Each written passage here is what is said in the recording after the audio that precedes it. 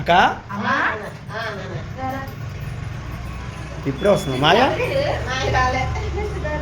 అమ్మ అయితే మా ఇంటికి వచ్చింది. అమ్మ ఏమేమి తీసుకొచ్చిందో మీకు నేను చూపిస్తాను. మినపరొట్టి మార్నింగ్ వ్యాయామం వచ్చేసింది. అమ్మ ఎన్నింటికి వచ్చావు? 5 బయలుదేరాను. 5 బయలుదేరితే మాకు ఇంటికి వచ్చినప్పుడు 8 అయ్యింది.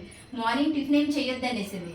అందుకనే మినపరొట్టి అని గోధుకుండలు, అలాగే జంతికలు అంటే వేపుకుంటాం మేము. ఇవి చిన్నడియాలు, ఇవి కూడా వేపుకోవడానికి.